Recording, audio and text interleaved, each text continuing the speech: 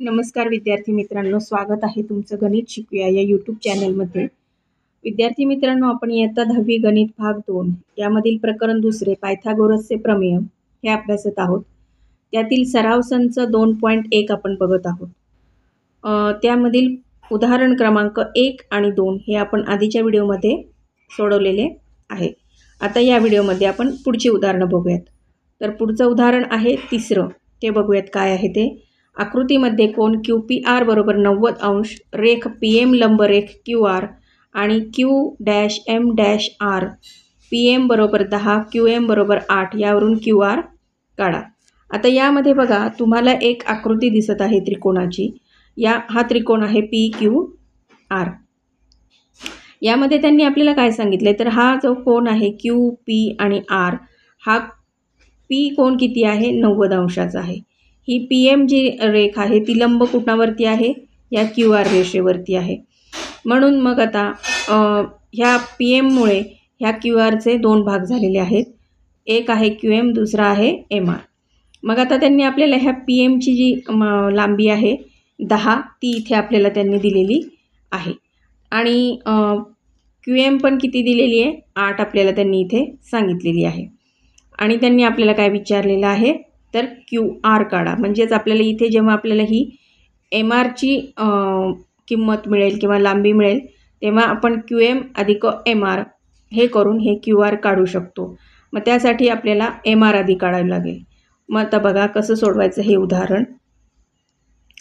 त्रिकोण PQR मध्ये कोन QPR बरोबर 90 अंश, रेख PM लंब रेख QR, PM बरोबर 10, QM बरोबर 8, तर QR काढा। ही जी माहिती दिलेली आहे ही आपण इथे लिहून घेतलेली आहे। हा झाला पक्ष। आता कसं सोडवायचं बघा, हे भूमिती मध्याचं प्रमेय आहे। भूमिती मध्याचं प्रमेय वापरून आपल्याला हे उदाहरण सोडवायचं आहे। म्हणून PM वर्ग बरोबर, हा PM जो आहे त्याचा वर्ग बरोबर QM गुणिले MR। मग याला कारण येतं भूमिती मध्याचं प्रमेय, म्हणून 10चा वर्ग बरोबर 8 गुणिले MR ह्या किमती आपण लिहून घेतल्या। 10चा वर्ग किती येतो, 100, 8 तसे गुणिले MR, म्हणून मग 10/8 बरोबर MR। मग 10/8 बरोबर MR किती येतं, 12.5। मग आता आपल्याला हे तर माहीत आहे की Q-M-R म्हणजे हे एक रेषीय बिंदू आहेत हे तीनही। मग QR म्हणजे काय येतं, जसं मी तुम्हाला सांगितलं QM अधिक MR, म्हणून 8 अधिक 12.5 MR आपल्याला मिळालेली आहे, म्हणून QR बरोबर 20.5। आता आकृतीमधील त्रिकोण PSR मध्ये दिलेल्या माहितीवरून RP आणि PS काढा, हा प्रश्न त्यांनी दिलेला आहे। आता इथे बघा, ही आकृती त्यांनी आपल्याला दिलेली आहे त्रिकोण PSR। यामध्ये त्यांनी हा कोन जो आहे S हा किती सांगितलाय, 90 अंश सांगितलाय। हा P कोन किती सांगितलाय, 30 अंश सांगितलाय आणि R कोन म्हणजे साहजिक कितीचा येणार आहे, 60 अंशाचा येणार आहे। मग आता या उदाहरणाला सोडवण्यासाठी आपल्याला जे प्रमेय आहे 30, 60, 90 अंशाचं त्रिकोणाचं ते इथे वापरावं लागणार आहे। चला तर मग आता त्या प्रमेयाचा उपयोग करून आपण हे उदाहरण सोडवूया। मग आता बघा कसं सोडवायचं। त्रिकोण PSR मध्ये हा कोन PSR बरोबर 90 अंश व कोन P बरोबर 30 अंश, म्हणजेच हा कोन R किती आला, 60 अंश। म्हणून SR बरोबर किती त्यांनी दिली आपल्याला, 6। मग आता ही RP काढायची आणि PS काढायची, म्हणजे RP बरोबर किती आणि PS बरोबर किती। आता हा त्रिकोण PSR हा काय आहे, 30, 60, 90 अंशाचा त्रिकोण आहे। म्हणून 30, 60, 90 अंश च्या प्रमेयानुसार बाजू SR ही काय येते, 30 अंश कोनासमोरील बाजू येते। हे बघा इथे तुम्हाला दिसते SR ही कोणाच्या समोरची बाजू आहे, या 30 अंश कोनासमोरील ती बाजू आहे।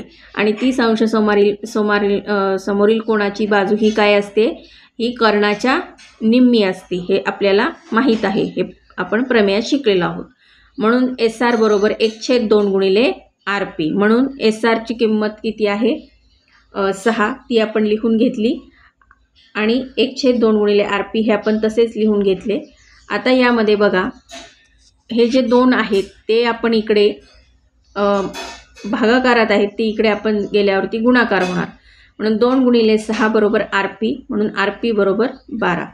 आता त्याच पद्धतीने बघा इथे बाजू PS ही काय आहे, 60 कोणासमोरील बाजू आहे. इथे तुम्हाला दिसतीये ही जी PS बाजू आहे ती ह्या 60 अंश कोणासमोरील बाजू आहे.